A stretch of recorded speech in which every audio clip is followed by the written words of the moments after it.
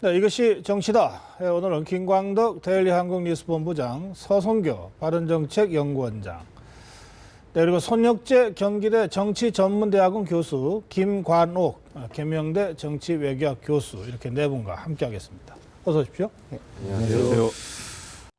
네, 오늘도 여야 3당에서 많은 뉴스들을 쏟아냈습니다.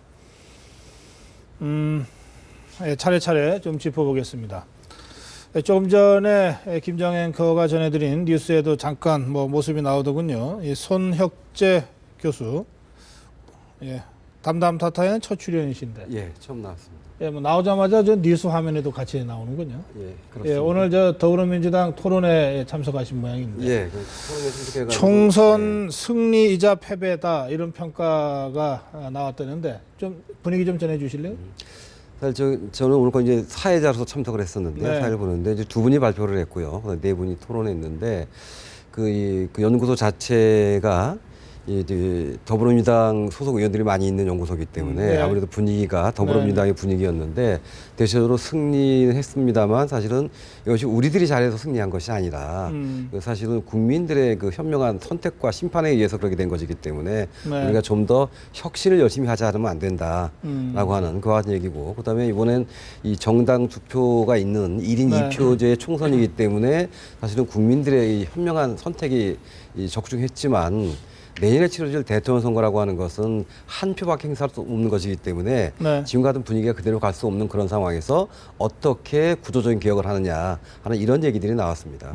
더불어민주당의 쇄신이 더 필요하다 이런 얘기였습니까? 네, 그렇죠. 그래요. 어떻게 보셨습니까? 이 선거 후에 총선 민의를 정확하게 파악하는 것이 3당 모두 앞으로 당의 길을 열어가는데 중요할 것 같은데 지금 더불어민주당 이 당의 공식적인 어떤 당 차원의 토론은 아니지만 그러나 당 소속 의원이 많이 포함된 이런 토론이 이제 시작이 된 겁니다.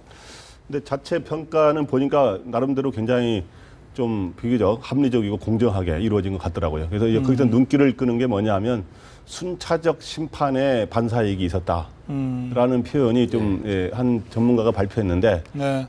순차적 심판. 새누리당 박근혜 정부가 새누리당부터 심판하고 그 다음에 더불어민주당도 심판하고 그렇죠. 이렇게 순차적으로 했다. 그러니까 새누리당 심판, 박근혜 정부 심판으로 인해서 더민주가 반사이익을 받고 그다음에 더민주에 대한 호남에서의 심판이 국민의당이 반사이익을 얻는 그래요? 이런 순차적 심판이 있었다라는 게 그러면서 자기는 잘해서 된 게 아니다라고 그래요. 하는 점은 알겠습니다. 들을 만했습니다.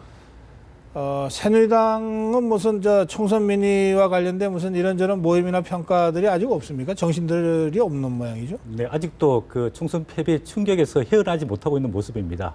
오늘 당 원로들인 고문들과 네. 원유철 지금 당 권한 대행이 오찬을 하면서 쓴소리를 많이 들었는데 네. 원인은 대충 나와 있지만 그 원인들을 어떻게 치유할지 아직 그 방안에 대해서는 고민을 못하고 있는 그런 상황입니다. 저도 이 총선 민의를 좀 분석하고 앞으로 나갈 길을 만들어가는 점에 있어서는 더불어민주당보다 좀 늦네요. 새누리당이. 네, 아무래도 그 총선에서 충격이 승리한 그 당들이 더불어민주당과 국민의당이 알겠어요. 좀 이제 에너지를 많이 가지고 있는 것 같고요. 국민의당 쪽은 패배에서 어떻습니까? 충격에서 못 벗어나고 있는 것 같습니다. 국민의당은 지금 말씀하신 대로 순차적으로 심판이 나와 있기 때문에 네. 사실상 가장 이제 축제 분위기고 어허. 반성은 제일 안 하는 거죠. 그러니까 그래요. 아니, 결국에는 이제 국민의당도 반성할 일이 있습니까? 그렇죠. 실질적으로 호남에서 봉쇄돼 있는 것은 그만큼 이제 확장력이 이제 이렇게 막혀 있다는 것인데 그 부분에 네. 대한 반성. 왜 우리가 수도권이라든가 다른 지역에서는 선전을 못했는가? 아하. 이런 부분에 대한 반성이 거의 없는 거죠. 그래서 지금 모든 3당 자체가 구심점이 없다 보니까 네. 지금 아직도 여전히 혼돈의 상태에서 머물러 있다. 이렇게 평가를 할 수 있을 것 같습니다. 알겠습니다. 오늘 조금은 새누리당 사인고문단에서 요거 하나는 그러니까 눈길을 끌던데요. 신속하게 대응해야 된다는 거 하고 개파를 사실상 해체해야 된다라고 네. 하는 점은 좀 눈길을 그런 조언을 많이 했더라고요. 신속하게 대응해야 된다는 건 이미 타이밍 놓친 것 같고 네. 개파 해체야 이 당 저당에서 다 하는 얘기인데 아직 해체된 거 본 적이 제가 없습니다. 예, 알겠습니다. 차차 한번 짚어보죠. 자, 더불어민주당부터 좀 짚어보겠습니다. 이종걸 원내대표가 김정인 대표의 합의 추대론과 관련해서 문재인 대표가 결단하라. 뭐 문재인 대표의 결심이 중요하다. 이렇게 얘기를 했고 문재인 대표는 저를 개입시키지 말아 주십사. 이렇게 얘기했습니다. 뭐 서로 지금 뭐 이 핑퐁 게임을 하는 겁니까? 뭐 한 발 빼는 건지 상황이 어떤 겁니까? 그래서 저는 일단 합의 추대 논란이 나오는 것 자체부터가 이해가 가지는 않는 그런 면이 있습니다. 네. 이제 선거가 끝났으니까 비대위 체제도 역할이 다 끝났고요. 그럼 당을 정상화시키는 게 당연한데 그러면 당원과 당규에 따라 가지고 절차를 따라서 하면 되는 건데 네. 갑자기 합의 추대를 하겠다고 하는 것은 그걸 생략하겠다는 거 아니겠습니까? 네. 합의 추대를 하자면 안 될 그런 특별한 사유가 있는 것도 아니고 또 만약에 그렇게 정상적으로 하지 않고 당원 당규를 뛰어넘어서 합의를 하게 되면 왜 그렇게 해야 되는지를 당원과 지지자 국민들에게 설명을 해줘야 되는데 네. 그 설명을 어떻게 해야 될 것인가 전 그것도 굉장히 궁금하거든요. 예. 그러니까 경쟁을 하지 않겠다고 하는 건데 근데 지금 뭐 이게 그냥 어쩌다 나온 얘기 같지는 않고요. 네. 김종인 대표가 언론 인터뷰에서 합의 추대한다면이라는 질문에 대해서 이 분명한 입장을 밝히지 않는 바람에 시작된 논란이긴 합니다만 당장 오늘만 해도 최재성 의원이 전대 추대 할 수 있으면 하는 거다. SNS에다 이렇게 올렸어요. 이종걸 원내대표는 합의 추대라고 하는 것도 완전히 버릴 카드는 아니다. 뭐 말을 좀 완곡하게 표현하긴 했습니다만 합의 추대 가능하다 이 얘기 아닙니까? 그러니까 이게 저 상당히 그 무게들이 나가는 이 중진 의원들이 이렇게 계속해서 발언을 하니까 이게 뭔가 있는 거 아니냐 이렇게 볼 수밖에 없는데 어떻게 보세요? 효과는 김종인 대표가 완전히 중심에 올라서는 그런 네. 효과를 가져왔는데 네네. 저는 이 논란을 빨리 잠재워야 된다. 결국에는 김종인 대표 입장에서 봐도 사실은 경선을 수용하는 것이 낫다. 지금 권위는 사실 투표에서 나오거든요. 네. 지금 이게 1년 반, 즉 대선까지 가려면은 1년 반이 넘는데 이 투표가 안 된 상태에서 지금 이렇게 해서 자기적으로 뭔가 당 대표를 계속 유지한다 그러면 흔들릴 가능성이 굉장히 많거든요. 시시때때로.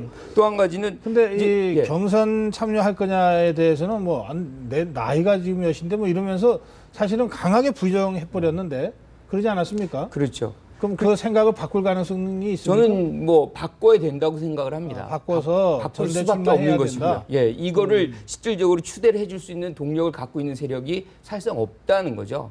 그러니까 아니 이종걸 원내대표의 발언은 문재인 대표가 결심만 하면 합의 추대 불가능할 것도 없다 이 얘기 아닙니까? 그렇죠. 근데 예. 문재인 대표가 상당한 무리수죠. 이게 절차를 무시하고 지금 말씀하신 대로 비상 상황이 이미 다 지난 상황인데도 비상 시국처럼 행위를 하면 국민들의 신뢰라든가 이게 수권 정당의 모습이냐 뭐 이런 것들에 대한 그러면 비난이 있을 수밖에 문재인 없는 대표의 거예요. 입장은 적어도 이 문제에 관해서는 합의 추대론을 내가 깃발 들 수는 없다 이런 뜻으로 저는 해석해도 그렇게 됩니까? 생각합니다. 네. 알겠습니다. 어떻게들 보십니까? 문재인 대표가 이제 오늘 다른 당 관계자들하고 오찬해서 아까 개입하지 않겠다 이런 것도 있지만 우리 당에서 과연 합의 추대가 가능하겠느냐 뭐 이런 말 한 거로 알려졌어요. 언론 보도에 따르면. 네. 근데 결국엔 그 문재인 전 대표와 문재인 전 대표 측의 생각은 김종인 대표의 갑옷 입은 장수를 만들어줄 수는 없다는 생각을 하는 것 같아요. 그게 뭐냐면 선출직 당대표를 만들어줄 수는 없다. 총선 과정에서는 우리가 밀어서 모셔와가지고 했지만 선출직 당대표로 만들어줬을 경우 상당한 권한이 있고 또 김종인 대표가 또 자기식으로 많이 당을 운영하잖아요. 그래서 믿을 수 없다. 대선 가도에서 우리를 민다고 믿을 수 없어. 예측이 불허하다. 그러면 결별하는 수순입니까? 완전 결별은 아니지만 일단 그런 식으로 힘을 밀어줘서 무대 위로 다시 올려주는 건 안 하고 그 대신 그래서 일부 친노 그룹에서는 전대 연기론 같은 것도 나오고 있는 것 같습니다. 어떻게 보세요? 그 더불어민주당의 딜레마라고 보여지는데요. 일단은 이번 총선 승리의 효과가 김종인 그 비대위 대표의 상당한 역할이 있었지 않습니까? 네. 그 효과를 더 가지고 가고 싶은데 당헌 당규 규정에 보면 전국 대의원 대회에서 선출하게끔 되어 있습니다. 그래서 친노나 당내 주류든 비주류든 간에 당분간은 김종인 대표가 좀 더 더불어민주당의 얼굴 역할을 해줬으면 좋겠는데 이걸 당헌 당규에 따라서 경선을 해야 되니까 딜레마라고 보여지는데 아마 지금 이제 당직자들이 합의 추대도 가능하다 이렇게 쉽게 말해서 바람을 잡고 있는데 네. 형식적인 경선은 하겠지만 나중에는 실질적인 합의 추대 모양새를 갖추게 되지 않을까. 그리고 그거를 김종인 대표가 받아들여서 계속해서 이제 당 대표로서 본인이 이야기했던 당 체질 개선을 계속해 지속해 나갈 것으로 일단 그렇게 예상됩니다. 하려면 문재인 대표가 합의 추대 쪽으로 결심을 하고 그 친노 친문 세력의 핵심 인사들이 그걸 위해서 행동을 할 때 가능한 거 아니겠어요? 네. 근데 그렇게 될 거라고 지금 저는 전망하시는 문재인 거죠? 대표가 지금 침묵하고 있는 것은 결국은 김종인 대표를 일정 부분 용인해 주는 것 아닌가 그렇게 보여집니다. 그렇게 전망하신다는 거죠? 네. 좀 전망이 이제- 엇갈립니다. 예, 더민주에는 뭐 문재인 대표가 있는 게 아니거든요. 자기의 네. 정치적 미래, 뭐 플랜 이런 사람들이 굉장히 많기 때문에 이게 하나의 일정이고 이걸 준비해온 사람들이 있습니다.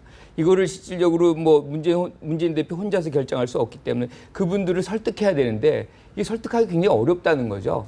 결국에는 자기들의 어떤 이 과정을 통해서 자기 어떤 정치적 승부수를 띄우고 여기서 디딤돌을 만들고 정치적인 어떤 리더를 떠올리려고 하는 그런 사람들이 굉장히 많기 때문에 네. 사실상 치열한 경선이 만들어질 수밖에 없는 거죠. 예, 저 송 교수는 어떻게 예. 전망하세요? 그래서 저도 뭐 이 문재인 대표가 이야기를 하지 않을 것으로 보입니다. 왜냐하면 지금 현재 문재인 대표 그동안 이 정치적으로 공격을 받았던 것 중에 하나가 당내 친노 패권주의라고 하는 것이었는데 이 당 대표를 물러나고 20대 총선도 출마하지 않고 백의종은 하겠다고 했는데 거기에 대해서 뭔가 의사를 밝히고 그로부터 뭐 움직임이 일어나가지고 합의시대가 이루어지게 된다면 역시 뒤로 물러나 있지만 실질적으로 당을 배후 조정하는 것이 아니냐. 또 이런 정치적 공세의 빌미가 될 수 있기 때문에 저는 쉽게 움직이지 않을 것으로 것이다. 봅니다. 만약에 문재인 대표가 적극적 행동이나 의사표현을 하지 않는다면 뭐 합의 추대론이 안 되는 거 아니겠어요? 그렇게 되면 김종인 대표는 지금 합의 추대를 지금 은근히 기대하고 있는 상황으로 보이는데 그러면 뭐 결별되는 거네요. 그렇게 봐도 됩니까? 결국은 아닐 거고요. 제가 볼 때는 사실 굉장히 이제 딜레마라고 볼 수도 있긴 합니다만 사실은 아까 김광욱 교수님 잠깐 말씀하셨습니다만 경선을 통해서 당대표가 된다 그러면 그럼 더욱 힘을 갖게 되는 겁니다. 경선에 나올 가능성이 있습니까? 그러니까 경선에 나오지 않으려고 하니까 그게 문제가 되는 거죠. 네, 그러니까 사실은, 경선에 예. 나올 가능성이 있냐고요. 저는 있다고 저는 보십니까? 있다고 봅니다. 있다고 보십니까? 예. 두 분은 어떻게 보세요? 네, 저도 경선에 경선에 참여할 나올 가능성이 가능성이 있다. 크다고 봅니다. 저는 문재인 전 대표 측의 그룹 차원에서 밀겠다고 하지 않으면 안 나올 거라고 봅니다. 김종인 체제 그리고- 지속에 대한 공감대 형성이 된다 그러면 전당대회를 치르되 단독 후보가 될 수도 있는 거고요. 만약에 누군가가 단독 그래도 후보는 뭐 그건 경선이라고 얘기할 수 아니요. 없겠죠. 그러니까 다른 사람들이 나오지 않게 되면 그런데 누군가가 나오겠다고 하면 그래도 합의 추대가 되는 것과 그다음에 거기서 이 단독 후보가 되고 다른 사람들이 도전하지 않는 것과는 좀 차이가 있는 뭐 거죠. 그게 그거죠. 그거야. 형식적인 경선, 추대성 경선 자체까지는 이제 합의 자추대로 방해의 추대인데 그렇게 해서 그 소위 사실상의 합의를 해주면 이미 출마 선언한 사람들이 있지 않습니까? 네, 그렇죠. 지금 손혁재 교수 말씀대로 하자면 출마 선언한 사람들이 출마를 걷어들여야 되는 거 아닙니까?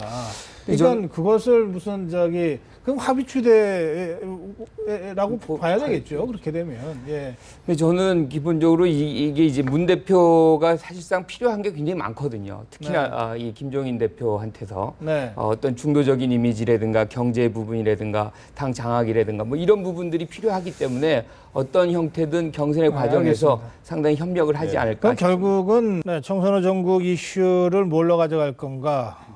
지난 며칠 동안 이런저런 이슈들이 제기가 됐는데 오늘 조금 전에 저희들이 정리한 것을 보면 결국은 더불어민주당도 또 국민의당도 일단 경제 민생 쪽으로 방향을 잡은 것 같습니다. 그렇게 판단해도 되겠습니까? 예, 사실 지난 선거 때 김종인 대표가 내세웠던 그 선거 구호가 경제 심판론이거든요. 네. 여권 심판을 이제 무능한 경제로 이제 초를 맞췄는데 사실은 정책 경쟁이 되지 않다 보니까 이 거창한 주제를 내세웠지만 거기에 구체적인 정책 내용이 없었는데 이제 여소야대가 됐기 때문에 그런 것들을 할 수 있는 상황이 되었고요.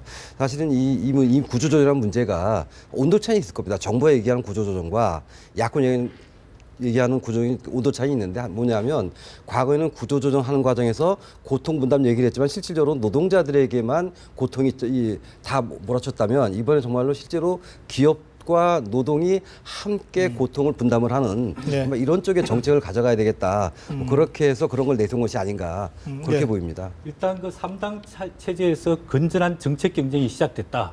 굉장히 긍정적 신호라고 일단 보여지고 있습니다. 그다음 두 번째는 아까 말씀하신 대로 김종인 대표가 경제 심판 또 경제를 바꾸겠다 이렇게 본인이 이야기했기 때문에 이제 상당 부분 경제 구조조정이 필요하고 근로자들도 고통을 분담해야 된다. 네. 저는 이거를 한국형 제3의 길로 김종인 대표가 설정을 하고 구조조정 이후에 새로운 패러다임의 경제 성장과 분배 네. 이런 쪽으로 나가지 않을까 그렇게 예상이 됩니다. 예. 그러면 이 국정교과서 문제라든지 뭐 세월호 특별법 개정 문제라든지 또는 뭐 그밖에 이런저런 뭐 이 저 천정배 대표의 발언에 따르면 여러 가지 이 지난 8년간에 뭐 이 다시 들여다봐야 될 것들이 많다는 건데 이런 것들은 당분간 뒤로 물러나게 됩니까?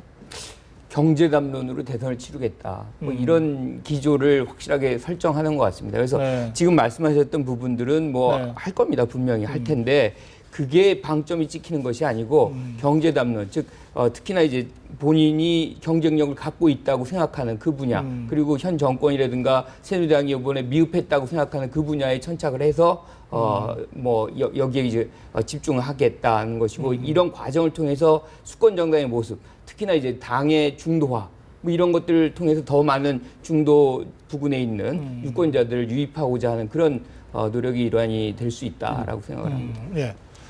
총선 직후에 이제 천정배 이게 대표가 세월호 참사 뭐 자원외교 등 뭐 12가지 의혹을 제기했어요.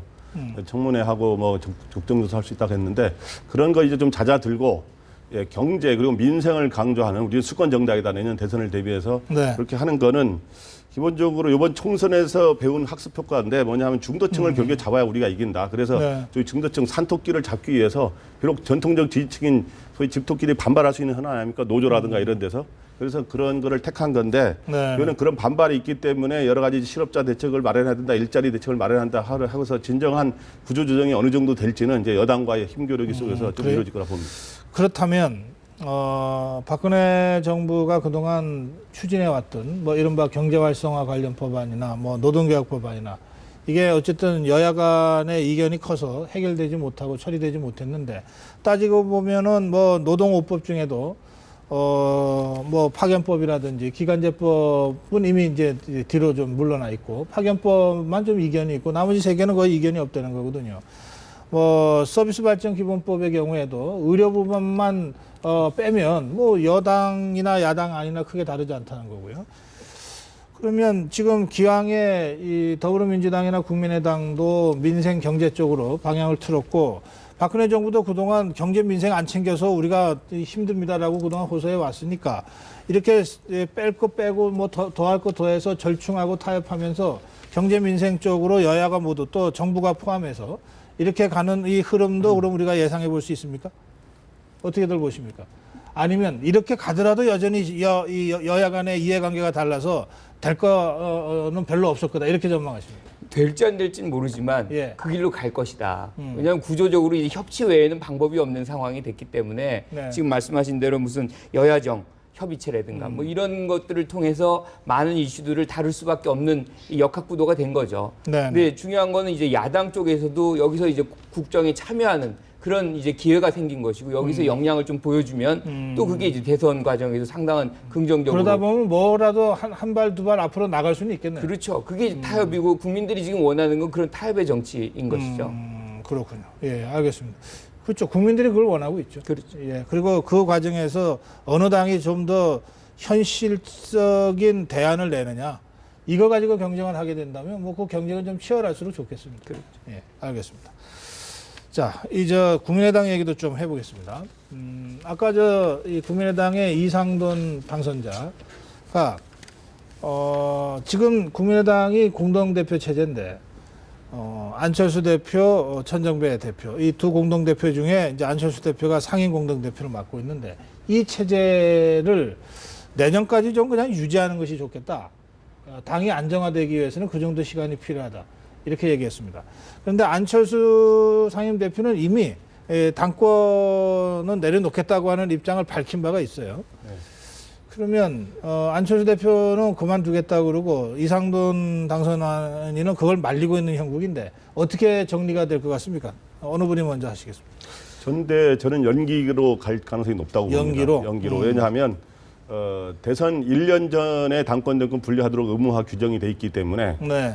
이번에 이제 7월, 8월 전당대회를 하더라도 연말에 그 당시 대선 주자는 이번에 나올 수도 있고 안 나올 수도 있는데 이번에 안 나와서 하기에는 이게 그럼 당을 다른 사람한테 맡겨버리면 초반에 세상에 굴러갈 때 어떤 진로로 가느냐 이런 거 갖고 이제 좀 다른 길로 가버릴 수가 있잖아요. 안철수 대표가 안 나설 경우는. 근데 또 나서서 또 3, 4개월만 물러나는 것도 그렇고 그래서 여러 가지 이 당내 이런 갈등을 봉합도 하고 또 진로도 일단 큰 틀을 안철수 대표하고 천정배 대표가 잡기 위해서 전대 연기라는 거로 봉합해 갈 가능성이 높다고 봅니다.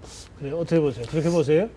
예, 저는 그런 걸 떠나서 저는 안철수 대표 입장에서는 사실은 이 대표직을 벗어나서 이 본인의 활동 반경을 더 넓히고 보다 많은 국민들을 만나는 쪽으로 선택하는 것이 본인에게 유리할 거라고 생각을 합니다. 왜냐하면 현재 이 당대표를 맡지 않는다 하더라도 당내 최대의 주주로서 당의 운영에 얼마든지 영향을 미칠 수가 있는 거고요.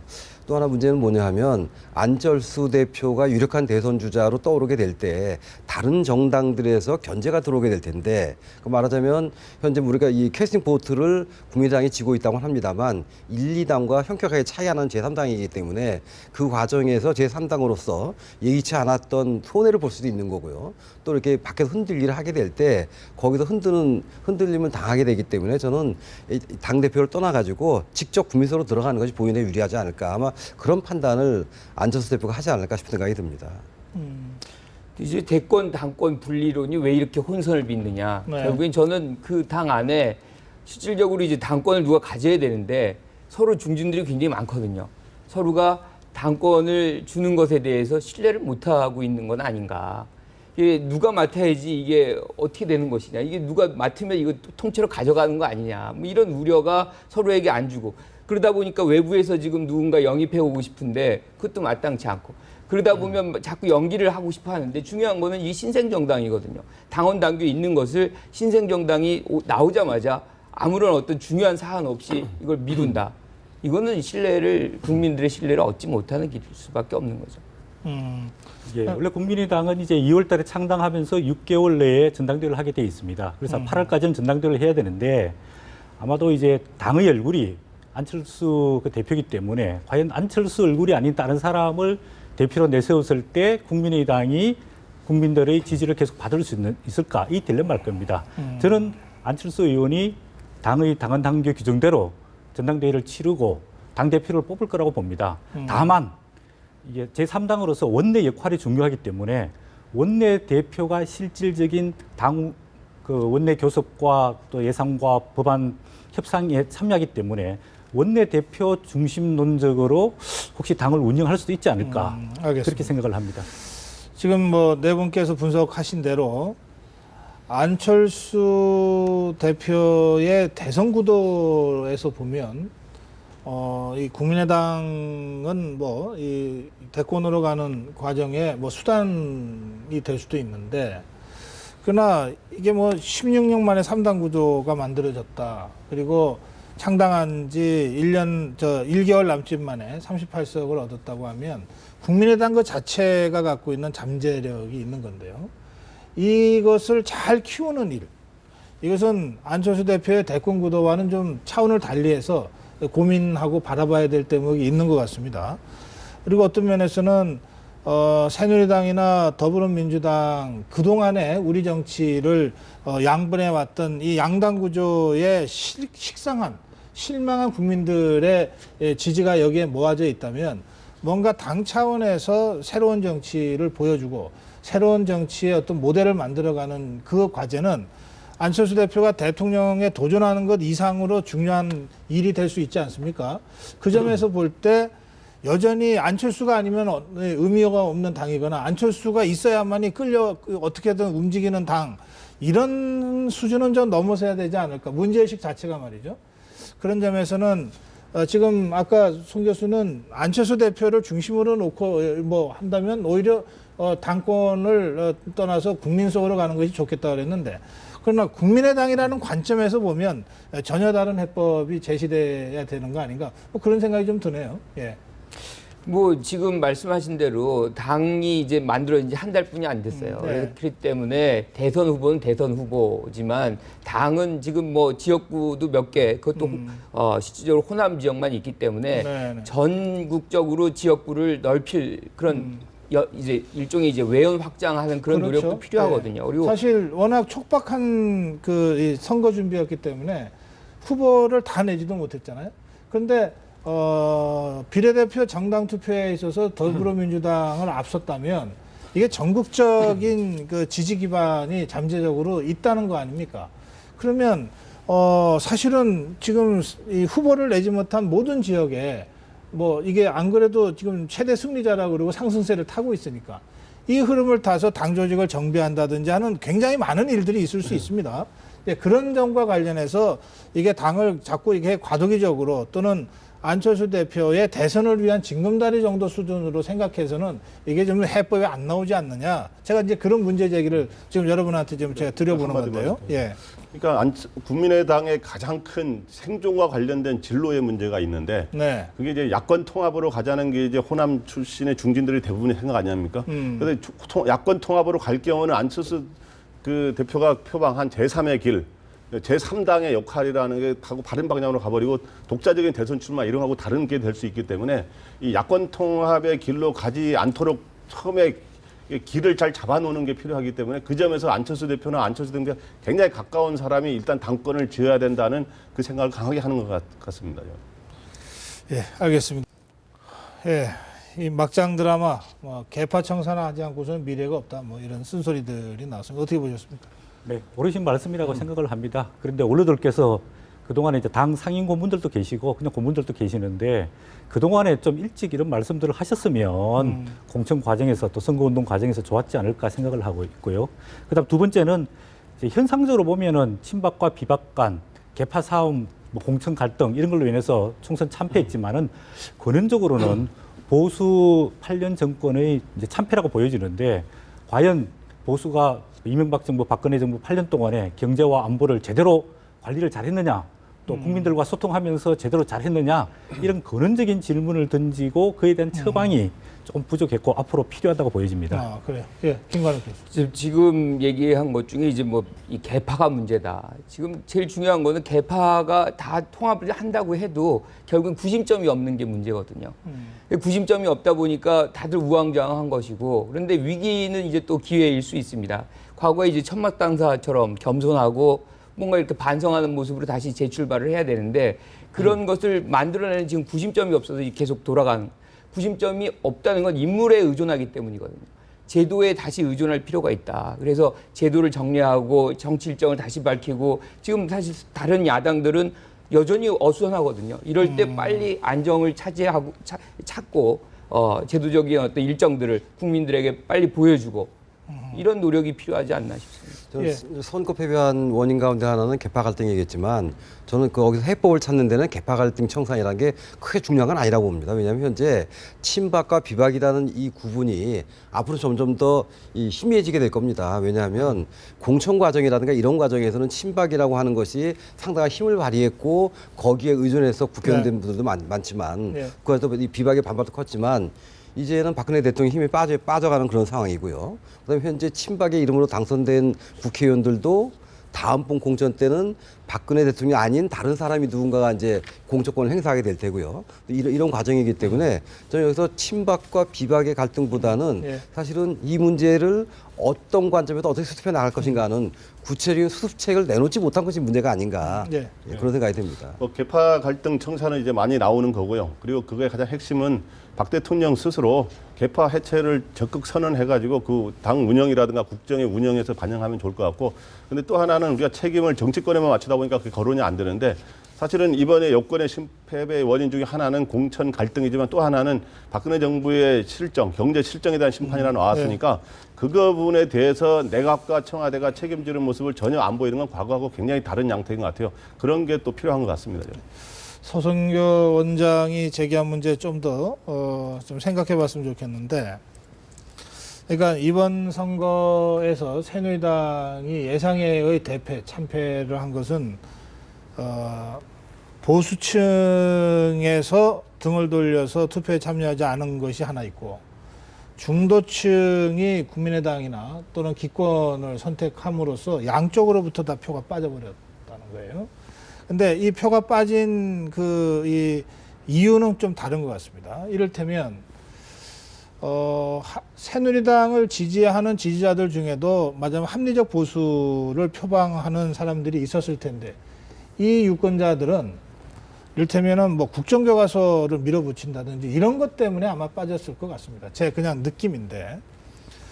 그리고 이 새누리당 지지자들 중에서 정말 나는 진짜 보수야라고 생각하는 유권자가 투표장에 안 갔다면 이것은 정말 꼴보기 싫은 공천 싸움이라든지 뭐 진박 간별 뭐 이런 것 때문에 아마 빠졌을 가능성이 많습니다. 그러니까 전혀 이유가 다르다는 거예요. 그런데 오늘 뭐 원로 쓴소리 듣는 자리니까 무슨 정치한 분석을 기대하기는 어렵습니다만 대체로 후자 쪽 얘기를 한 것 같습니다. 근데 아까 소승경 원장은 그보다 더 중요하게 전자와 관련된 부분들에 대한 고민이 필요하다. 이거를 문제 제기한 것이고요. 사실은 국민의당이나 뭐 국민의당이 더불어민주당과 경쟁해서 좀 앞섰던 것도 뭐 정당 투표에서 앞섰던 것도 중도층을 어쨌든 새누리당 지지자들 중에서도 일부 흡수하고 더불어민주당 지지자들 중에서도 일부 흡수하지 않았습니까? 맞아요. 이렇게 이 국민의당의 승리와 이 새누리당의 패배가 연동되어 있는 측면들이 있거든요. 물론 뭐 이런 저 정치한 분석을 제가 막 거듭 말씀드린다만 이 정치 원로들한테 뭐 기대하는 것은 아니고 그러나 우리가 평가하고 분석할 때 평론할 때 이런 점들에 좀 더 천착할 필요가 있지 않냐. 아까 소승경 원장 말씀드리면서 제가 그런 생각이 좀 들었습니다. 두 분 어떻게 보시는지요? 네, 그렇죠. 사실은 공천갈등이라고 하는 거는 그것이 이제 폭발하게 된 계기가 됐을 뿐이고 실제로 폭발할 수 있는 그런 어떤 불씨가 있었다는 거죠. 네. 바로 불씨가 아까 말씀하셨던 것처럼 지난 8년 동안에 또 아니면 짧게는 박근혜 정부 3년 동안에 이 실정, 무능 또 무책임 바로 이런 것들이 문제가 되는 거죠. 사실 그동안 이 박근혜 대통령은 선거 개입이다, 정치 개입이다 이와 같은 야당의 비판과 지적에도 불구하고 기회가 있을 때마다 이 국민을 향해 가지고 국회가 잘못하니까 국회 심판해달라. 야당이 발목을 잡아서 일을 못하겠으니까 야당을 심판해달라. 자신이 눈밖에 나는 사람들이 대해 가지고는 배신의 정치에서 심판해달라 그랬는데 실제로 국민들은 이 야당도 국회도 배신의 정치도 이 심판한 것이 아니라 네. 어찌 보면 지난 3년 동안의 정부 여당의 실정에 대한 심판을 한 것이 아닌가. 네. 거기에 대해서 호남 지역은 호남 지역을 근거로 하면서 압도적인 지지를 보냈는데 불구하고 그와 같은 이 박근혜 정부의 실정에 대해서 제대로 대응을 하지 못한 무능한 더불어민주당에 대한 심판이 호남에서 이루어진 그런 게 아닌가 싶거든요, 저는. 예. 네, 뭐 상당 부분 옳은 말씀인데요. 근데 박근혜 이제 대통령과 현 정부 입장에 봤을 때는 세계 경제가 굉장히 어려운데 그나마라도 최선을 다해서 노력했는데 야당이 협조 안 해서 일정 부분 성과를 못 내는 부분이 있다.